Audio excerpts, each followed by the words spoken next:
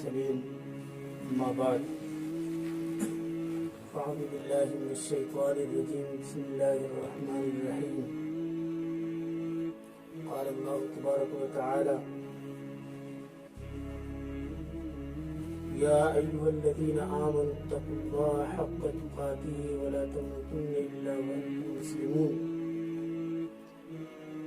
وقال النبي صلى الله عليه وسلم كلكم راع وكلكم مسؤول عن رعيته صدق الله العظيم وصدق رسوله النبي الكريم.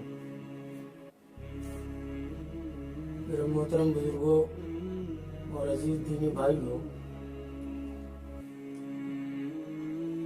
یہ جو ہمارا پروگرام ہوتا ہے اصلاح معاشرہ کے عنوان سے، ہر ہفتے کبھی اس مسجد میں، اس محلے میں تمام مسلمانوں کو، علاقے کے جتنے بھی مسلمان اللہ کو ماننے والے ہیں، رسول اللہ صلی اللہ علیہ وسلم کے متبعین ہیں، ان کو یکجا کر کے، جمع کر کے ہمیں ان تک پیغام پہنچانا ہے اللہ کا. رسول اکرم صلی اللہ علیہ وسلم کی تعلیمات ان کے سامنے رکھنی ہے. مقصد یہ ہے کہ لوگوں کے اندر اصلاح کا جذبہ ہو، لوگوں کے اندر سے فساد ختم ہو، لوگ اللہ کے احکام کو ماننے والے بنے، قرآن پاک اور سنت رسول اللہ کے اندر جو باتیں کہی گئی ہیں، جو قانون ہے، اس قانون پر عمل کرنے والے بنے. یہی مقصد ہے، اور در حقیقت اسی مقصد کے تحت اللہ نے ہمیں پیدا بھی کیا. باقی یہ جتنے بھی زندگی کے ساز و سامان ہیں، زندگی گزارنے کے طریقے ہیں، یہ سب کے سب اسی لیے ہیں تاکہ ان کو استعمال کیا جائے، اور استعمال کرنے کے بعد ہم ان تمام احکامات پر عمل کرنے والے بنیں. مقصد یہ ہے. اسی لیے اللہ نے قرآن پاک میں جو ہے جگہ جگہ جو ہے اس مقصد کو بتایا ہے. کبھی موت اور زندگی کا تذکرہ کیا، کبھی اللہ نے اپنے سے خود سے ڈرنے کا حکم دیا، کبھی اللہ نے کچھ اور مثالیں بیان فرمائیں، کبھی کچھ کہا. بہرحال میرے بھائیوں، اس پر اللہ تبارک و تعالیٰ کا شکر ادا کرنا چاہیے کہ اللہ نے ہمیں سب سے پہلے تو پیدا کیا اور صحیح سالم پیدا کیا. جسم کے سارے اعضاء ہمارے صحیح سلامت ہیں. بھائی اس بات کا تو ہم عقیدہ رکھتے ہیں کہ پیدا کرنے والی ذات اللہ کی ہے، یہ تو ہم مانتے ہیں. خود سے تو پیدا کوئی نہیں ہوتا. یہ خالق ہے، مالک ہے، وہ اللہ ہے جو تمام چیزوں کو پیدا کرتا ہے. انسانوں کو پیدا کیا، تمام جانداروں کو پیدا کیا، جانوروں کو پیدا کیا، پرندوں کو پیدا کیا، درختوں کو پیدا کیا، ساری چیزوں کو، پوری کائنات کو، جتنا بھی کچھ نظر آتا ہے سب کو اللہ نے پیدا کیا. ہمیں بھی اللہ نے پیدا کیا، انسانوں کو، اور صحیح سالم پیدا کیا. جہاں جسم کا جو عضو جہاں ہونا چاہیے بالکل وہیں پر لگا ہوا ہے. کیا اللہ تبارک و تعالیٰ اگر 2 کان کے بجائے اگر کسی کو 1 کان دے دے تو کیا وہ اللہ سے لڑ سکتا ہے؟ کسی کو اللہ لولا پیدا کر دیتا ہے، کسی کا 1 پیری کام نہیں کرتا ہے تو کیا وہ اللہ سے لڑ سکتا ہے؟ نہیں. اللہ کی مرضی ہے، اللہ جیسے چاہے ویسے. کسی کی جو ہے شکل بہت خوبصورت بنا دیتا ہے، کسی کی شکل جو ہے تھوڑا سا ایسی جو ہے نارمل بنا دیتا ہے، کسی کو گورا بنا دیتا ہے، کسی کو کالا بنا دیتا ہے. وہ اللہ کی مرضی ہے. وہ الذی یصورکم فی الارحام کیف یشاء. وہ اللہ ہے جو ماؤں کے پیٹ میں جیسی چاہتا ہے ویسی صورتیں بناتا ہے. کوئی کسی کے بس کی بات نہیں ہے. تو اللہ کا شکر ادا کرنا چاہیے کہ اللہ نے ہمیں صحیح سالم پیدا فرمایا. اور پھر اس کے بعد اللہ نے ہمیں عقل عطا فرمائی، سوچنے اور سمجھنے کی صلاحیت عطا فرمائی.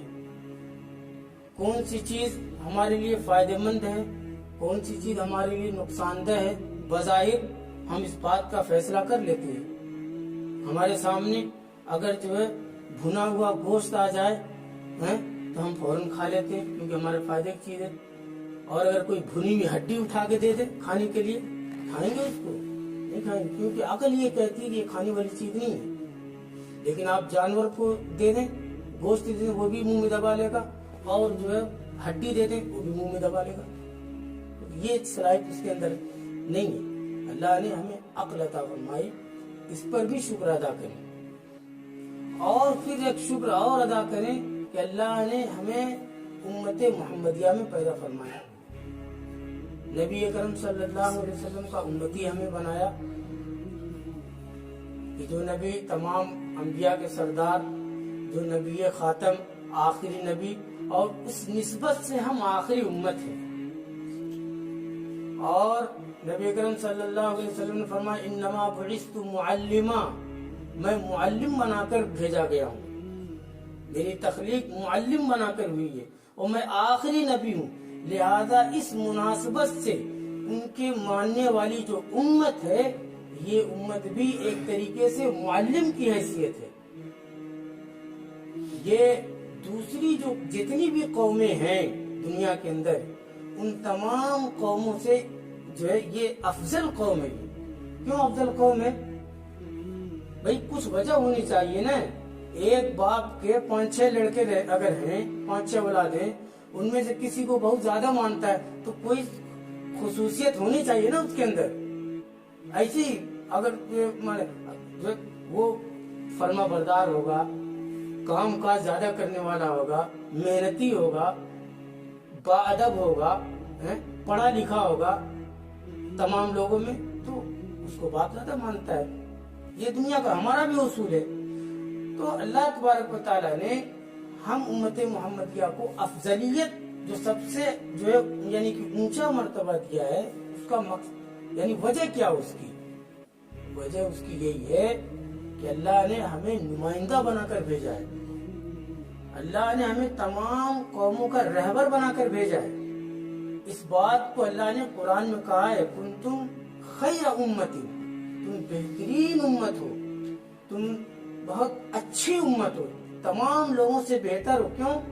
उखरिजत लिन्नास, तुम्हारा वजूद लोगों को फायदा पहुंचाने के लिए हुआ है। और फायदा पहुंचाने का तरीका क्या है वो भी अल्लाह ने बताया, तअमुरून बिल मारूफ व तनहौना अनिल मुनकर, लोगों को भलाई का हुक्म दो और बुराई से रोको। ये है लोगों की नफारसानी। और यही काम अल्लाह तबारक व तआला उलमाए मोहम्मदाबाद से दे रहा है। और जो है हम जो है शुक्रिया अदा करते हैं अपने उस्ताद मोहतरम का कि उन्होंने हम तमाम को अपने साथ जोड़ के रखा है, हमसे भी काम ले रहे हैं। तो मेरे भाइयों, तो और इस सब का मकसद क्या है मेहनत का? कि मुआशरे के अंदर जो सुधार आए, हमारा जो तर्ज जिंदगी है, हम जो रहन सहन इख्तियार कर रहे हैं, हम जिस माहौल में रह रहे हैं, वो माहौल किस तरीके से यानी कि नबी अकरम सल्लल्लाहु अलैहि वसल्लम के माहौल के मुताबिक हो जाए, किस तरीके से आपकी तालीमात के मुताबिक हो जाए, उसी की मेहनत है।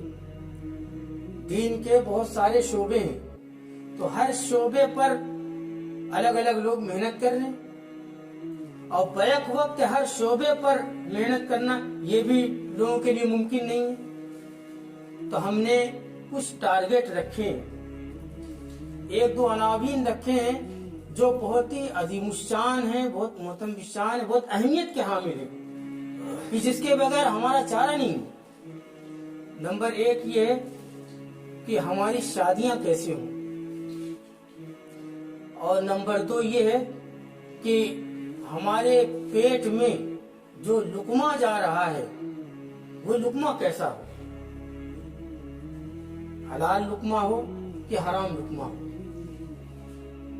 इस चीज की मेहनत है। तो बहरहाल मेरे भाइयों और दोस्तों, मुख्तसर वक्त है और आपके सामने मुख्तसर बात रखनी है। تو دیکھیے دو چیزیں آپ یاد رکھیے، ایک چیز ہوتی ہے لالچ اور ایک چیز ہوتی ہے یعنی نام و نمود، اور یہ دونوں صفتیں نہایت ہی لعنتی قسم کی ہیں، اور یہ دونوں صفتیں جب کسی کو لگتی ہیں تو بہت ساری جو برائیاں ہیں اس کے ساتھ جڑ کر آتی ہیں۔ انسان اپنے نام و نمود کے لیے، اپنی شہرت کے لیے، اپنی ریاکاری کے لیے ایسے ایسے کام انجام دیتا ہے کہ انسان اگر سوچے اس کام کو تو پریشان ہو جائے۔ ایسے سارے کام کرتا ہے کہ جو اللہ سے بغاوت ہوتی ہے، اللہ تبارک و تعالیٰ کی ناراضگی حاصل ہوتی ہے۔ ایسے ایسی رسمیں ایجاد کرتا ہے کہ جن رسموں کی وجہ سے رسول اکرم صلی اللہ علیہ وسلم کی تعلیمات کا مذاق اڑتا ہے۔ اور دوسری چیز لالچ، لالچ بھی انسان کو برائیوں میں دھکیلتی ہے۔ لالچ کی وجہ سے انسان وہ کام انجام دیتا ہے کہ جو اپنے ساتھ دوسرے لوگوں کو بھی پریشان کرتا ہے۔ اور یہ جو ہماری شادیاں ہیں، یہ شادیوں میں یہی دو چیزیں جو ہے بنیادی حصہ ہیں۔ رسول اکرم صلی اللہ علیہ وسلم نے بالکل صاف صاف جو ہے شادیوں کے شادی جو ہے کہتے ہیں کہ النکاح من سنتی، نکاح میری سنت ہے۔ ہم یہ جانتے ہیں، مانتے بھی ہیں، لیکن ہم اس کو صرف کارڈ کی حد تک مانتے ہیں۔ کارڈ پہ لکھا النکاح من سنتی، بس وہیں تک ہم مانتے ہیں، لیکن اس کے آگے کے جتنے بھی مرحلے ہیں وہ سب غیر سنتی ہیں۔ حالانکہ اس تعلق سے نبی کریم صلی اللہ علیہ وسلم کی تعلیمات یہ ہے کہ سب سے پہلا کام جب شادی کی شروعات ہوتی ہے، جب رشتہ وغیرہ کھوجا جاتا ہے، لوگوں سے کہا جاتا ہے تو کیا نبی کی تعلیم کیا ہے، اسلام کیا ہمیں سکھاتا ہے، شریعت ہمیں کیا بتاتی ہے، وہ طریقہ نبی نے بتایا۔ تنکح المرأۃ لأربع، لمالها ولجمالها ولحسبها ولدینها فاظفر بذات الدین تربت یدا، کہ جب کسی لڑکی کی یا لڑکے کی تلاش ہوتی ہے رشتے کے لیے تو سب سے پہلا جو شریعت کا حکم ہے کہ وہ مطلب شریعت یہ کہتی ہے کہ 4 صفتوں کی بنیاد پر نکاح کیا جاتا ہے۔ 4 صفتوں کی بنیاد پر۔ نمبر 1 لڑکی کی مالداری دیکھ کر، نمبر 2 اس کی خوبصورتی دیکھ کر، نمبر 3 اس کا اعلیٰ خاندان دیکھ کر، اور نمبر 4 اس کی دینداری دیکھ کر۔ اب شریعت کیا کہتی ہے کہ ان چاروں چیزوں میں کس چیز کو اختیار کرنا چاہیے؟ دیکھیے بہت ساری چیزیں ایسی ہوتی ہیں کہ ہم ہر چیز کو اپنی عقل سے ہم اس کو سمجھ نہیں سکتے۔ جو جس چیز کا تعلق دین سے ہو، شریعت سے ہو اور دین اسلام سے ہو تو ہمیں اس کو جو ہے قرآن اور سنت کے مطابق دیکھنا پڑے گا۔ ہمیں دیکھنا پڑے گا کہ اللہ کا کیا حکم ہے، ہمیں دیکھنا پڑے گا کہ نبی نے اس تعلق سے کیا فرمایا ہے۔ تو نبی اکرم صلی اللہ علیہ وسلم فرمایا کہ فَاظْفَرْ بِذَاتِ الدِّینِ، جب تمہیں لڑکی کی تلاش ہو تو دینداری کو اختیار کرو، تربت یدا، جو ہے تمہارے ہاتھ تر ہو، یعنی تمہاری زندگی بابرکت ہو جائے۔ اب اس روشنی میں ہم اپنا جائزہ لیں کہ ہم جب رشتوں کی تلاش کرتے ہیں تو سب سے پہلے کیا کرتے ہیں، ہم جائزہ لیں۔ سب سے پہلے ہم یہی دیکھتے ہیں کہ ارے بھائی پوزیشن کیسی ان کی، مالی پوزیشن کیا ہے، مالی پوزیشن دیکھتے ہیں۔ مالی پوزیشن کیوں دیکھتے ہیں؟ اس لیے تاکہ جہیز زیادہ سے زیادہ مل سکے، زیادہ سے زیادہ ان کو نوچا کھسوٹا جا سکے۔ نمبر 2 پہ ہم دیکھتے ہیں کہ لڑکی چاند کا ٹکڑا ہے یا نہیں ہے۔ بھلے اپنا لڑکا توا جیسا ہو، اس سے کوئی مسئلہ نہیں ہے، لیکن لڑکی چاند کا ٹکڑا ہونا چاہیے۔ اور تیسرے نمبر پہ ہم دیکھتے ہیں कि अरे भाई खानदान वगैरह, घर खानदान कैसा है, मुआशरे में क्या उनका यानी मर्तबा क्या है, ये देखते हैं। और चौथी चीज, खुदाए पाक की कसम कोई नहीं देखता। अच्छे घराने दिन जो यानी पक्के नमाजी और हाजी लोग हैं वो भी नहीं देखते। आम आदमी क्या देखेगा? दीनदारी को कोई नहीं इख्तियार करता। 100 में से 99% हमारा मुआशरा नबी के इस हुक्म को कि फज़फुर बिज़ाति दीन, रिश्ता भेजने में दीनदारी को मलहूज रखो, कोई नहीं देखता। दीनदारी कोई नहीं देखता कि लड़की नमाजी है या नमाजी नहीं है, दीन पर कितना चलने वाली है, दीन को उसने कितना सीखा है, कोई नहीं देखता। आप बताइए, मुआशरे में चलने फिरने वाले आप लोग हैं, मार्केट में चलने फिरने वाले लोग हैं, लोगों में उठने फिरने वाले लोग हैं। कभी आपने ये कोई ऐसा घराना देखा कि जो अपनी बच्ची का रिश्ता खोज रहा हो या लड़के का रिश्ता खोज रहा हो और ये कहे कि अरे भाई देखो दामाद दीनदार है कि नहीं है, या कि लड़की दीनदार है कि नहीं, कोई नहीं देखता है। हमने पहले मरहले पे ही जो है हमने इस हुक्म को पसे पुष्ट डाल दिया है। देखिए, जब बुनियाद कमजोर पड़ती है तो सारी इमारत कमजोर रहती है, बल्कि ढह जाती है। रिश्ते की बुनियाद रसूल अकरम सल्लल्लाहु अलैहि वसल्लम ने रखी है कि दीनदारी देखो, बाकी चीजें बाद में देखो, लेकिन दीनदारी को पहले नंबर पर रखो। और हम दीनदारी को किसी नंबर में नहीं रखते। यही वजह है कि हमारा आज जो है पूरा खानदानी निजाम बिगड़ा हुआ है, पूरा शजरा बिगड़ा हुआ है एकदम। जिस घर में देखो वो लड़ाई और वो झगड़े और वो फसाद, वो चुगली, वो गिबतें, वो चढ़ाना बढ़ाना, सास ससुर में नहीं जो है, सास और बहू में नहीं पड़ रही है तो बहू और सास में नहीं, नंदों में नहीं। उसकी वजह क्या है? वजह यही है कि दीनदारी की कमी है। मसला दीनदारी का, अगर शरीयत को जानने वाले रहते तो ये सारे मसाइल दरपेश न होते। तो हमने पहले मरहले भी गलती की है। तो बुनियाद हमारी कमजोर होगी, लिहाजा जो है आगे के जितनी भी मरहले वो सब जो है कमी के शिकार है। बहरहाल किसी तरीके से रिश्ता हो गया, लग गया, उसके बाद जो है क्या दीन का हुक्म क्या कहता है? मैं अपना मुआशरा बता रहा हूँ भाई, जो हमारे मुआशरे में चल रहा है। दीन क्या कहता है, शरीयत क्या कहती है? जब आप जो है उलमा के पास आइए, बैठिए, उनकी बातें सुनिए और उनसे पूछिए कि शरीयत क्या कहती है, शरीयत की रोशनी में निकाह कैसे होता है, सहाबा कराम कैसे करते थे, तो वो बताएंगे आपको। हमने जो ताम झाम अपना लिया है, हमने जो रस्म रिवाज को अपने अंदर दाखिल कर लिया है, और ये ऐसे रस्म रिवाज हैं कि अब हम जो है उनको बज़ाहिर तो देखने में बड़े भले मालूम होते हैं, अरे बड़ा रजगज है बड़ा, लेकिन उस रजगज में एक आम आदमी किस तरीके से पिस कर रह जाता है, कभी हमने नहीं सोचा। हमारे उस्ताद मोहतरम फरमाते हैं, एक मौके फरमाया था कि मुआशरा जब रस्म रिवाज को कबूल कर लेता है, जब मुआशरा बुराइयों को कबूल कर लेता है, तो फिर उसको खत्म करना तो मुश्किल तो होता ही है। अगर कोई उस मुआशरे में सही तरीके से चलने की भी कोशिश करता है तो लोग चलने नहीं देते, उसको मुआशरा चलने नहीं देता। आज के दौर में आप देखिए, मुझे तो अब तक खैर शायद ही याद हो, कभी इज्तिमा वगैरह में, भोपाल की इज्तिमा में कई साल 2012 में गया था, तो वहाँ पे जो है निकाह हो गया था सादगी के साथ बहुत सारे लोगों का। लेकिन उसके बाद के क्या मराइल थे घर पे पहुंचने के बाद, वो तो मैं नहीं जानता। लेकिन हमने अपने मुआशरे में, अपने देखे हुए इलाके में सादगी के साथ निकाह मेरी आंखों ने नहीं देखा। आप लोगों ने देखा होगा भाई, मेरी आंखों ने अब तक नहीं देखा सादगी के साथ निकाह हुआ हो, 4 6 8 आदमी आए हो और अपना काम हो गया हो।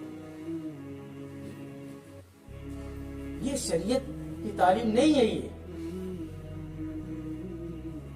हमने रस्म रिवाज में अपने आप को इतना उलझा लिया है कि आज के दौर में जिसकी अगर 2 से 3 लड़कियां हो, खुदा की कसम जो है उसकी नींद उड़ी रहती है जब वो बड़ी होती है। तो कैसे शादी करूं?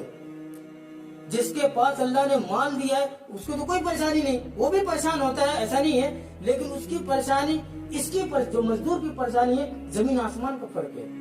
میں نے شروع میں آپ کو بتایا تھا لالچ اور نام و نمود، جس کو اللہ نے مال دیا ہے، پیسہ دیا ہے، چاہے وہ لڑکی والا ہو یا لڑکے والا ہو، جب وہ اپنی شادیاں کرتا ہے تو وہ زیادہ سے زیادہ مال خرچ کرتا ہے۔ کیوں کرتا ہے؟ کیوں کرتا ہے؟ اس کی خواہش ہے کہ میں اپنے ارمان پورے کروں، حالانکہ اس نے علماء کے بیانات کو سنا ہے۔ اس کی خواہش، ارمان، کیا تمہارے ارمان نبی اکرم کے ارمان سے زیادہ بڑے ہوئے ہیں؟ کیا تمہاری خواہشات نبی کی خواہشات سے زیادہ افضل ہیں؟ کیا شریعت سے زیادہ افضل ہیں؟ کبھی اس بات کو سوچا ہم نے؟ نام و نمود یعنی کہ لوگ مجھے کہیں، میری تعریف کریں۔ اگر میں سادگی کے ساتھ کر لوں گا تو معاشرے میں میری کیا عزت رہ جائے گی؟ لوگ تھوکیں گے میرے اوپر، اتنا لاکھوں کا ہمارے پاس سادگی کے ساتھ کچھ پیسہ بچا لیا اپنا، لوگ یہ تانا ماریں گے۔ ایک یہ چیز، اور دوسری چیز لالچ۔ ایک عام آدمی، میڈیم آدمی یا میڈیم سے بھی لو، ایک عام آدمی جب شادی کرتا ہے اور جب اس کو جہیز ملتا ہے اس کے لڑکے کو ٹرک بھر کے، صوفہ سیٹ، گاڑی، یہ وہ فلانا ڈھمکا جب مل جاتا ہے، اس کو دیکھ کے جو اس کا پڑوسی ہے، اس کے رشتہ دار ہیں، دوسرے سے ملنے جلنے والے، ان کو بھی ہری ہری دکھائی دینے لگتی ہے، بہت زیادہ پا گیا ہے، میں بھی ایسے ہی اپنے بیٹے کا رشتہ کھوجوں گا جو خوب ڈھیر جہیز رہے۔ یہ ایک بیماری معاشرے میں، محلے میں ایک آدمی اگر جہیز پا گیا شادی میں، خدا کی قسم پورا محلہ جو لالچ میں مبتلا ہوتا ہے۔ یہ دو بنیادی چیزیں ہیں۔ ایک عام آدمی جس کے پاس پیسہ کم ہے تو لالچ میں مرا جا رہا ہے، دوسرا جس کو اللہ نے بہت مال دیا ہے، خوب خرچہ کر سکتا ہے، تو وہ نام و نمود میں مر رہا ہے۔ اور یہ ساری چیزیں ہم اپنی خواہشات کے تابع ہو کر چل رہے ہیں، اور یہ خواہشات کے تابع ہونا یہ فائدہ نہیں دے گا۔ دیکھیے، ایک چیز ہوتی ہے، یعنی کہ کوئی جرم ہوتا ہے، وہ جرم ہماری اپنی ذات تک اگر رہے، اس کا حساب ہم خود اپنے دے لیں گے، کیسے دیں گے وہ تو مرنے کے بعد پتہ چلے گا۔ لیکن جو ہے کوئی جرم ایسا ہے کہ وہ اپنی ذات تک محدود نہ رکھے، پورے محلے پر جو اگر وہ تقسیم ہو گیا ہو تو کیسے حساب دیں گے؟ میرے ایک جرم کی وجہ سے پورا محلہ اگر جرم میں مبتلا ہو گیا ہو، میرے ایک لالچ کی وجہ سے پورا محلہ اگر لالچی بن گیا ہو، میرے نام و نمود کے ایک کام کی وجہ سے پورا محلہ رشک کی نگاہوں سے مجھے دیکھ رہا ہو، یا ایک کی جو ہے نچلا طبقہ اگر جو ہے وہ اس کے منہ سے اگر ہائے نکل رہی ہو، کوئی ایسی لڑکی کہ جس کی شادی صرف اس بنیاد پر نہیں ہو رہی ہے کہ اس کے باپ کے پاس جو ہے جہیز دینے کے لیے سامان نہیں ہے، اس کو معلوم ہو کہ محلے میں جو ہے وہ ٹرک بھر کے جہیز اس کو ملا ہے، حالانکہ وہ تو بہت زیادہ جو ہے یعنی مجھ سے کم ہی جو شکلیں اچھی ہے، اس سے زیادہ تو میں خوبصورت ہوں، لیکن اس کی شادی اس لیے نہیں ہو رہی کہ اس کے پاس جو ہے 1000 آدمی کھلانے کی طاقت نہیں ہے، اس کے باپ کے پاس فریج دینے کی طاقت نہیں ہے، گاڑی گھوڑا دینے کی طاقت نہیں ہے، اس کی عمر نکلتی جا رہی ہے، 30 کے قریب پہنچ گئی، 32 کے قریب پہنچ گئی، کیا اس کے دل سے ہائے نہیں نکلے گی؟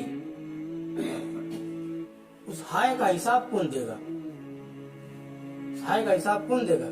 یہی اللہ کے نبی صلی اللہ علیہ وسلم نے فرمایا، کلکم راع وکلکم مسئول عن رعیتی، تم میں ہر ایک ذمہ دار ہے۔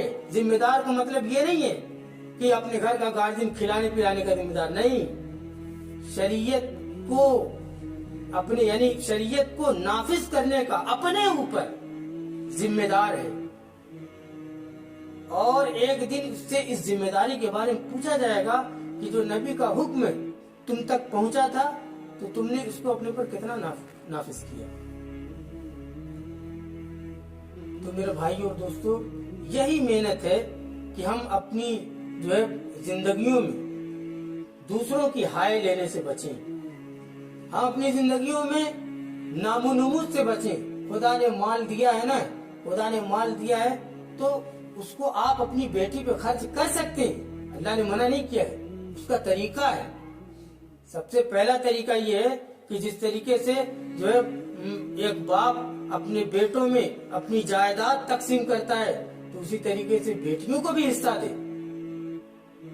कभी आपने जो है देखा ऐसे बाप के मरने के जो 15 साल के बाद हैं, जब भाइयों में और खानदान में जो है झगड़ा होता है जायदाद का, उसके बाद फतवा लिखे जाती तहरीर फलान दारुल देवबंद पहुंचाते हैं कि इनकी जैफुन्निसा फलानुन्निसा 3 बहनें हैं, कितना हक मिलेगा। ये कब होता है? जब बहुत ज्यादा झगड़ा हो जाता है। लेकिन जब बाप, आमतौर से देखा जाता है कि जब बाप अपनी औलाद में तकसीम करता है तो बेटियों को किनारे कर दिया जाता है। क्यों? अच्छे। फिर दूसरा मिजाज ये कि भाइयों का मिजाजी अच्छे बात, वो अपना हिस्सा अगर ले लेगी तो फिर हमन से कौन ताल्लुक नहीं रही, यानी वो अपना हक खत्म कर ले। ये कौन सी बात है भाई? ये कुरान ने कहाँ कहा है? ये शरीयत कहती है, शरीयत तो कह लिज़्ज़कर मिस्ल हद्दिल उन्सयैन, बेटियों को जायदाद में हक दो। जायदाद में हक देने के बाद बेटियों का भाइयों पर या जो है यानी कि बाप पर जो है हक खत्म नहीं होता, वो वैसे ही आएंगी अपने मायके, भाइयों के पास, भाभियों के पास। अब्बा जब तक मौजूद, अम्मा मौजूद, तो तब अब्बा अम्मा की जिंदगी में भी आएंगे, उनके मरने के बाद भाइयों के पास आएंगे। उनको उसी तरीके से देखा जाना चाहिए। अगर वो हक लें न लें, इससे कोई लेना देना नहीं इसका। लेकिन हमारे मुआशरे का दस्तूर ये है कि बेटियां अगर अपना हक ले ली तो फिर मैके से उनका जो है दाना पानी खत्म हो जाता है। जाओ, खत्म तुम्हारा मामला। ये इतना बड़ा शरीयत का हुक्म हमने तोड़ के रखा है ना मेरे भाई और दोस्तों। बड़ी तो मैं ये करता है देने का, शादी के मौके पर देने का रिवाज हमें खत्म करना है। उसके बदले आप बेटी का अकाउंट खोल दें, सिर्फ बेटी को मालूम होना चाहिए। उसके अकाउंट में अगर पैसा दिया अल्लाह ने 2 लाख 5 लाख रुपए डाल दो, चलो जिंदगी में जो है तुम्हारे जो है कोई परेशानी आएगी तो इसको इस्तेमाल कर लेना, किसी को मालूम नहीं होना चाहिए।